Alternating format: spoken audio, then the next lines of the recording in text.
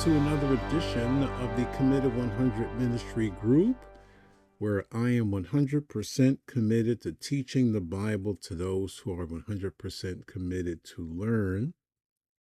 We're going to continue in our verse by verse study of the book of Psalms, more specifically, Psalm 119. And again, I don't know what's happening with Facebook's feed or whatever, but this is, I think, the fourth time in a row that I actually had to start programs late because, again, I had to get this thing reloaded 3 times before I was finally able to get a live feed. Um, Again, this is not uncommon when Facebook makes upgrades and changes and things. Oftentimes, it's affected. As I said yesterday, they blame us. They say, "Well, the problem is your feed is the issue." No, it's you are the issue, Mr. Mark, and your internet service provider. In fact, I'm on a different provider altogether, different ISP, so I can be able even to broadcast today. I have access to 5 of them, so um, this one actually works, so that's good. Now, last time, as a reference, we were looking at Psalm 7. And let me pull up the verse. Psalm 7. We're going to be looking at verse, let's see here. I think it's verse 5. Let the enemy persecute my soul and take it. Yea, let him that tread down my life upon the earth and lay mine honor in the dust. Again, what David had said in closing last time was that if he had did something wrong and that was worthy of death from his enemies, then let it happen. That man was so sure that his life was lived righteously that he was willing to die if indeed the things that were being said about him were true. Then he said, well, let the punishment come upon me. Let them take my life. But he was so confident that the things that his enemies said about him was not true that he would be willing to go before God and say, you know me, you know my righteousness, but if I am what they say that I am, let that punishment come upon me. In other words, David was not playing with God. Now, a lot of us like to play with God. This man is saying, if my life is what they say that I am, then let them take my life. That's integrity. And my contention, my thought about David is he was one of the greatest men who ever lived the life of a true worshiper of God. And as such, he had great freedom with God and called upon him often as judge of his own life and his actions. And only a man or woman who believed and practiced judgment and justice could do this with the assuredness and the boldness that he had. So again, he's saying, it's up to you, Lord. If the things that they're saying are true about me, then I don't deserve to live. And he's saying, primarily, if I am a hindrance to your glory and I am a false worshiper, if I'm not what I've been telling everybody and attempting to live before people, then since you're not biased towards me, because you don't respect the face of any man, take my life. That, my friends, is integrity. Verse 6, however, the reverse is true as well. Arise, O Lord, in thine anger, lift up thyself because of the rage of mine enemies, and awake for me to the judgment that thou hast commanded. Now, we've already seen that David understood that God hated injustice. And God's word made it clear and makes it clear that he would judge those who practice injustice. And with that truth in mind, David appealed to God, the righteous judge of all, the earth to vindicate his cause. Now, someone, of course, who may be thinking that what I said, well, God hates injustice. And he does. Well, why does he allow the injustice to begin in the first place? The better question is, why do you allow the injustice in the first place? See, we as individuals, and I'm going to limit the scope of this comment to those of us in this country, we don't get to pick and choose to believe that God is on our side. We don't get to pick and choose criticizing God for things that our alleged free will has enacted. So we say, well, if God hates injustice, and there's plenty of injustice in the world and injustice in our country, and maybe in my city and my town, why does God not do something about it? And my answer to you is, number one, why do you allow the injustice? Because you voted for it, you tolerate it, you encouraged it, you close your eyes to injustice, and you expect all of a sudden God, who you have disdained by the evidence of voting for the very injustice and lack of integrity of the people that are in office, you expect God to do something? He's doing it. It's called judgment. It's called chastening. He's given us over to what you choose. So if you choose to have a government at whatever level, if you choose to deal with people, individual or corporate level, who are corrupt and unjust, you don't get to blame God for it. God didn't do it, you did it. You want to have free will, but you don't want to have the consequence of free will. Here's the comical, funny, and most ridiculous thing I hear people talking about. They want to have free will when it benefits them, but they want to talk about sovereignty when it doesn't benefit them. It's so stupid. You can't have it both ways. You want free will to do what you want, and that's what you're doing. And the consequence of your free will, you want to blame God for it. You're a fool. You're a fool. Totally. So again, David appealed to God, the righteous judge of all the earth, to vindicate his cause. Verse 7. And this is one of the purposes why he did it, and is very important. So shall the congregation of the people compass thee about for their sakes. Therefore return thou on high. Now, the words here, arise or rise up and awake in verse 6, are meant to prompt God to act in justice before the assembled congregation. It's David saying that he wanted his vindication against the massive amounts of enemies that were constantly coming against him. He wanted the people of God to see God's deliverance so that they would be encouraged to go to God. It was never just an individual thing. It was never just me, me, me. No, he wanted the people of God, the congregation of Israel, to see God's hand. I think we don't do a lot of that, but we need to be thinking that. The net result in David's thinking of God showing forth his mighty hand in judgment publicly before his people was to show that those who were righteous within the nation of Israel should also seek God for justice against their enemies. Verse 8, and by the way, we should seek justice, but we have to make sure that we are people like David. That's another point that we ignore. We want to talk about free will sovereignty. The issue is, are you righteous? Well, yes, I am. I believe in all the whatever. Fine. Okay, so what is your problem? Well, I don't see God dealing with injustice. Well, he does. And he's doing it. And because you don't see it doesn't mean it's not happening. Now, for you and me, the wise thing is we need to stay with the Lord. Listen, the consequence of what's happening around us doesn't often escape us. Because I'm a righteous man doesn't mean that, the afflictions of things that go on around me that are the result of injustice don't affect me. I mean, I'm just going to be very silly about it.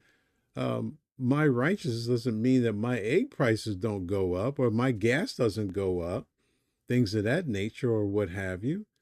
No, those are the things that affect everybody. So we gotta really start thinking this stuff through a little bit more, a little bit better. Okay. Verse 8.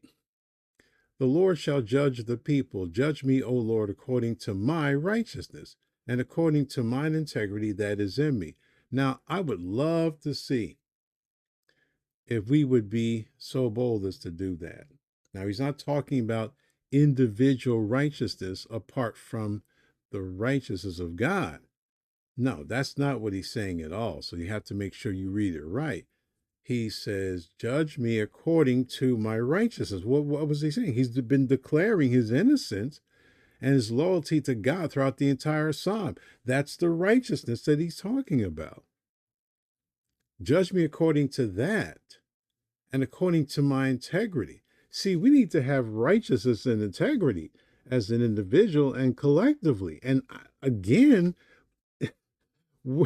we must really wake up in fantasy land. We've been watching too much TV and movies and going to Disneyland and Disney World and nuts that we're not really thinking reality. We've been having too many fantasy and sensationalism churches that we don't really look at reality. We've been listening to too many voices and reading too much stuff and allowing our brain to be just destroyed by listening to junk which pleases the flesh, rather than going, I need to have integrity and I need to be righteous, because that's the life of the believer. We're not to run around all broke down and half righteous, because there is no half righteous. We need to have a life that is clearly godly and clearly righteous according to this word. Again, according to this word, according to the scriptures. This is what we need to focus in on, not focus in on having church and playing church, another church this, and we have another, fashion show nonsense. We have another get together, eat more food. We need to have integrity. Integrity is better than food and fashion shows and nonsense. We need to be doing the right thing. We're not focused on the right thing. Oh Lord, the Lord shall judge the people. Judge me, O Lord, according to my righteousness and according to mine integrity that is in me. It's not, listen, is something that is a part of him. This is another thing we need to understand, that righteousness and integrity are not veils that we get to put on. It's not that we put on masks like the hypocrites did in all kinds of shows and arenas during that time and before and onward. We don't need to be putting on masks and being hypocrites. Integrity and righteousness in its truest sense has to be inward. And that can only happen in our case when we're truly born again and filled with the Spirit, which happens at the same time. Salvation is the washing of regeneration and renewing of the Holy Ghost. Boom. Titus chapter 2. That's what it says. You can't get saved on a Monday, 9 years later, be having the Holy Ghost. That's nonsense. There's no way you can be right or saved or anything without the Holy Spirit, and he's not coming later. He's already in you, because righteousness and integrity is within you. It's not a veil. It's not something to wear. It's something to be. The Lord will now execute judgment, for my case is before his court in heaven. So in verse 8, the verb judge means to vindicate. So David pleaded for the judgment that would reveal his own righteousness and integrity. And listen, that before the people. When the people see God's vindication of the righteous man, in this case of David, it should cause the people to understand that God is working in David. And the God that works in his man, if I'm righteous and have integrity, I can go to God too whenever my enemies afflict me. You get to believe the person who demonstrated the model before you. but we don't do that either. You know, that's why everyone's following whatever they want to follow. They don't want to follow truth. God will vindicate a righteous man before your eyes. You'll look at it and ignore it just like that, just like it never happened. And you should be able to say, man, these guys are righteous. They do have integrity. And maybe I should follow their example. Well, that's if you're thinking. I don't know. People do whatever they want because they grown. So David pleaded again for judgment that would reveal his own righteousness and integrity. Notice again the kind of person who alone can pray this kind of prayer. A man who lives righteously and a man with inward integrity. A man who believed and practiced judgment and justice. This man has access to God unhindered. He will indeed pray, and with great confidence, for his heart is filled with the righteousness of God. He's not afraid to go before God. She's not afraid to go before God and say, Lord, I believe that I have integrity. I'm walking before you in righteousness. And if what my enemies are saying is true, then let it come upon me. Because your person is infinitely more than vindication if I'm wrong. I don't need cover up. I need to be able to go before God with complete, unhindered access and go, Lord, if it's true that I am what my hypocrites say that I am, then let me be judged. Because why? It glorifies God. And if not, then vindicate me. Why? Because that glorifies God. It shows that whether God chastens us or he vindicates us, that we believe and we practice that God is not partial, because he's not. He's not partial to anybody. God is completely impartial. He's not subject to us. We don't get to tell him anything. Get this nonsense out your head that Negroes love to sing. You know, call them up, tell them what you want. Call them up, tell him what you want. You got to tell him what you want. What are you talking about? Jesus is on the main line. What the heck is a main line? Tell him what you want. You better not be telling him anything. You better keep your mouth closed and get on your face before him and plead for his mercy, that if those words ever came out your mouth, tell the Lord you were ignorant. You got caught up in the moment and the emotion of the nonsense, and you shut your brain down temporarily. You weren't thinking. Now that you're thinking, I'm not telling the Lord anything. Tell him what you want. No, Lord, I want you to do what you want, because that glorifies you. If I'm telling God what I want, he gives me what I think I want. That glorifies me. That doesn't glorify him.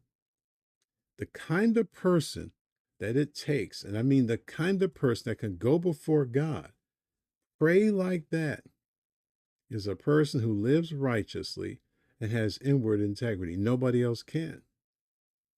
You can go before God in confidence if you are living in a way that has been glorifying God, a life of righteousness and integrity, which should be normal for believers. We shouldn't have to be searching the planet, the universe. We shouldn't have to, go as far as Voyager 1, not the television series, but the true spacecraft that was shot in 1969 is still sending images back to Earth after all these years. We shouldn't have to go that far to find a Christian, to find somebody living righteously. It should be part of our spiritual DNA. No one should have to question our righteousness and integrity.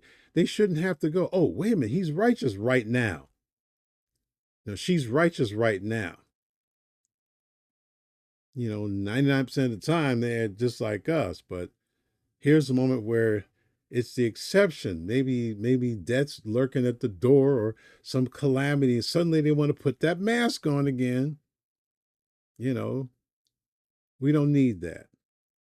We need people, and we need to be the people of integrity and righteousness. We need to be those kinds of people. We don't need to play. We need to be those kinds of people. Then as John said in his epistle, then we have confidence with God. Then we can ask according to his will, and he hears us. 1 John chapter 5. See, if we're living the life that's right, then we can go before God and have confidence. See, a lot of folks have no confidence because they know they're not living right. So they can't go before God with confidence. How how is it possible for you and I to live any way we want to, totally contrary to the will of God, and then go before God with any confidence? Understanding one, who God really is, and two, fearing that character of God because he could smoke us, and three, think that if we're not concerned about righteousness and integrity, that God is somehow obligated to keep blessing us. Folk need to wake up. Listen, I know that marijuana has been made legal now in the state of California. A lot of people are smoking that stuff. A lot of people are taking the the drug effect, which is THC, and they may be putting in their coffee or their tea, or they're getting tinctures and putting it on their tongue and what have you. And I was reading another article, and I didn't have to read it. It should have been obvious back when this whole thing started many, many moons ago. And the article was suggesting that marijuana will destroy your brain. And you can file it under what else is new, Captain Obvious. And evidently, a lot of people's brains have been destroyed because of these things. And spiritually, they seem to be under a lot of THC too, or also, because they're thinking that it doesn't matter how I live, it doesn't matter what I believe, it doesn't matter, what my life says, I still have a relationship with God. You're a liar. You know what you're talking about. You better start reading this Bible and getting understanding about spiritual things and stop acting like your religion, your alleged belief, and your pride and arrogance, and your church and denominational life and your activity is somehow going to get you free from God's judgment. It's not going to do it. Now, someone needs to tell you that, because you need to hear it. We all need to hear it. My prayer this morning before I got on the air was that we would all hear from you and respond accordingly. So our lives should be altered to acknowledge to God that we have truly heard from him, unless we didn't. And that can only be one of two reasons. Either I didn't teach about him properly, or you might have been asleep. Awake but yet sleepeth. I don't know. We need to understand clearly that having this kind of life with integrity and righteousness, God will indeed hear, and God will answer, and God will vindicate for his glory. And others who should be seeing it will give God glory and go, you know what? That man or men are credible. God is on their side. God has worked in their life. And rather than ignoring the example, we should be looking at it, going like, yes, God is working in this person's life for real. And this person is righteous and has integrity, and God is working. All his enemies came against him, but they all stumbled and fell. And he's still standing, or they're still standing and giving God glory. All right, that should do it today. I think I made it for the 3 or 4 minutes that Facebook stole from me with their goofy, you know, linkage problems that they have. But again, thank God for another opportunity to broadcast this program. Just a note, I will not be here the 17th. You can write it down. It's actually on our Facebook page, Committed 100 page. I will be off February 17th until March 17th. And that's for final preparations for the revival coming up on the first week of March. Final preparations for that. And also the revival itself. And then a week after I get back, need that rest, because again, I've never preached seven straight sermons. This is something, if you've never done it, you don't understand it. It's very, very, well, it takes everything out of you. You say we do a daily program. It's different. And even this, to some degree, takes a lot out of you, but not like you do revivals or conferences. You're doing 7 sermons, and that's a lot. It takes a lot of work. If you've never done it, you don't know it. Trust me. And I'm not young anymore. I can do that when I was in my 20s. I never done one before. We did a Bible marathon preaching at Family of Faith some time ago. It was a marathon. We had a marathon. I think it was all day preaching, but I didn't get to do 7 sermons. This is very, very critically important. I need some time, not only for meditation and preparation, but once for the revival itself or the conference itself, but then to get back and get rested. Because I've been saying it, Lord willing, I'll be 70 this year, and I can feel it. And it's okay. I'm not complaining. I'm thankful to be above ground every day. But just keep us in prayer. So from February 17th until March 17th, I will not be doing any live broadcasts, save the Sunday sermons. And that gives you an opportunity to go back, because this is our 8th year doing this ministry. So you got a lot of stuff to catch up with. I mean, lots and lots of stuff. There's hundreds and hundreds and hundreds broadcasts of every kind. There's written material. There's a lot of things that you can catch up on. All right, Lord willing, tomorrow, back to False Teachers Exposed. And time permitting tomorrow, since we've been listening and not listening, but reading the nonsense of false teachers, I'm going to contrast that with how to look for a good teacher. Because it's bad enough we see all the false ones, but we act like there are no true ones, which is in and of itself a false teaching. Act like there are no good, no one's living righteous in the ministry. Although multitudes aren't, it does mean there aren't any. We have to, and see, the devil loves us to believe that no pastor is true. We don't need to follow any of them. Well, then don't.